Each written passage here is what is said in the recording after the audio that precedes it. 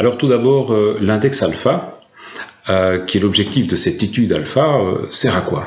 Il sert à évaluer, comme le suggère déjà le titre, l'attention publicitaire et, à terme, de pouvoir optimiser les choix qui sont faits s'agissant des canaux.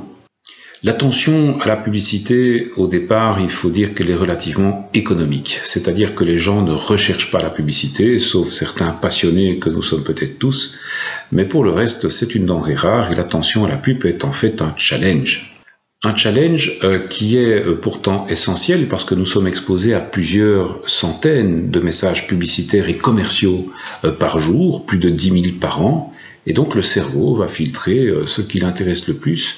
Ça c'est dans un deuxième temps, mais il fera attention à certains éléments plutôt que d'autres, et donc non, quand vous avez diffusé une campagne de pub, vous ne devez pas croire que le job est fait, il y a encore du travail pour évaluer l'efficacité réelle de votre campagne. Le cerveau humain a un potentiel limité. Nous avons des milliards de neurones, bien sûr, mais tous ne sont pas concentrés ni sur la publicité, ni sur l'activité cérébrale du quotidien. La plupart de l'énergie dépensée tous les jours est plutôt consacrée à la gestion du disque dur.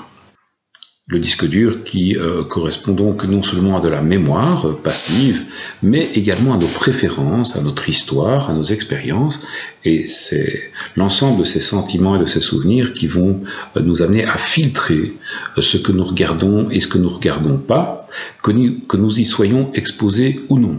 Et c'est ça qui est important, la qualité du contact. Morgenstern, qui est un nom qui évoque quelque chose pour la plupart d'entre vous et qui est surtout lié au facteur bêta, lequel facteur parlait de mémorisation, s'était aussi penché sur le facteur alpha qui, comme dans l'alphabet grec précède le bêta, il faut faire attention à un sujet avant d'avoir une chance de mémoriser, et comme je viens de le dire, au plus la qualité du contact est élevée, au plus on a une chance de mémoriser le message correctement. Après, l'apprécier ou non, ce sera variable en fonction de chacun. Variable parce que, en fait, l'attention est multifactorielle. Ça veut dire qu'elle est influencée par pas mal d'éléments extérieurs et aussi personnels, comme je viens de le dire. Il y a la force de la marque et la qualité créative, ou plutôt le travail créatif réalisé par l'agence, qui de nouveau est subjectif. Une publicité peut plaire à l'un et moins à l'autre, il faut en tout cas qu'elle plaise à la cible. Mais notre sujet, en tant que responsable de stratégie média et de média planning chez Space, était surtout de voir dans quelle mesure les canaux de diffusion ont une influence finalement sur le contenu, sa perception et sur l'attention, l'implication à ce channel.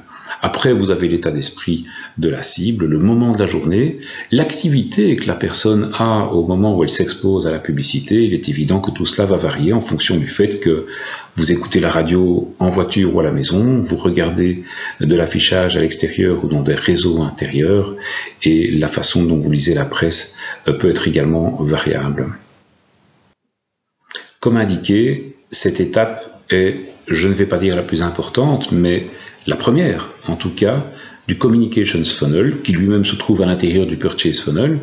Il faut voir correctement un message pour avoir une chance de le mémoriser correctement, de l'apprécier et également de l'attribuer correctement à la marque. Sans attention, il n'y a pas d'impact réel et tangible. C'est donc une nouvelle currency, un nouveau KPI qui nous semble central à côté des indicateurs de performance qui ne font que confirmer la viewability, c'est-à-dire l'OTS, l'opportunity to see.